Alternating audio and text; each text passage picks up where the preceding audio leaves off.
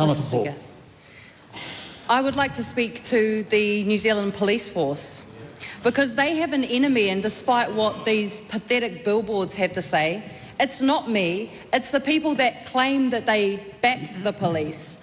The National Party, who have been sharing disinformation about a statement that I supposedly made. It is classic National Party, dirty politics, and it serves to distract from the fact that that government is the only people in this House that are actually defunding the police. It's true. Remember this, New Zealand Police. The New Zealand National Party are the only ones that have decided to defund the police by $55 million over the next 4 years. They are the ones that have disestablished 170 roles within the police force, and they are the ones that are cutting the backroom officers' jobs within the police and leaving that to frontline officers to deal with instead, increasing the administrative burden for police officers.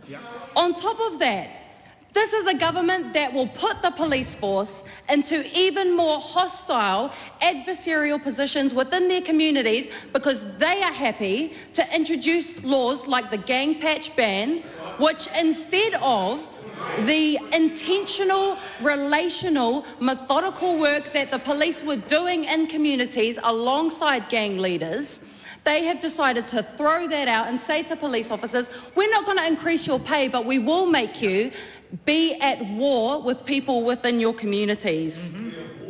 My suggestion that perhaps other professionals might be better suited to respond to some situations is not unusual. Police officers are not social workers. Police officers are not mental health professionals. Internationally, police call-outs for mental health crises have escalated. And even up until the 1990s, the police weren't even in charge of doing things like enforcing traffic laws. That was left to the Ministry of Transport. But as governments have progressed, they have increased the burden on police officers, meanwhile drastically cutting their funding and their work conditions. And that is what the police minister is afraid of being accountable for. I acknowledge that for some people, the presence of police makes them feel safe, especially as communities grapple with soaring crime rates. But I won't shy away from my view that a more visible police presence does not make me feel safer. It is not an uncommon view. It is held by people who face the full force of the red and black squads during the Springbok Tours protests. It is held by Pacific people whose family and grandparents were dragged out of their beds in the middle of the night in the dawn raids. It is held by rural Māori who have been surveilled and tormented and terrorised and raided by the New Zealand Police Force. It is held by people who grew up in neglected, impoverished communities who live under the constant suspicion and surveillance of the New Zealand Police. And it is shared by women who go to the police with complaints of domestic and sexual violence who are not believed and not taken seriously until it is too late. That is not a minority, a group of people. That is a group of people I am proud to represent. And I don't care if I'm the only person in this House with the balls to represent those communities.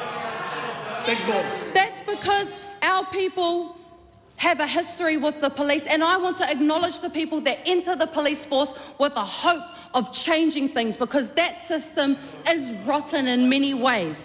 It is the exact same reason that I came to this House to make this place fairer for the communities that I represent. That is because Māori are 5.7 times more likely to come into contact with police. We are more likely to be handcuffed, pepper sprayed, arrested, convicted, sentenced and imprisoned. Māori are overrepresented in police apprehensions and use of force and taser incidences. This is what democracy is. It is people who are not afraid to criticise the systems that we have in place. And if you disagree that that is what is happening, then you are part of the problem and you need to be accountable for the decisions and the oppression that is sustained by the government's decisions.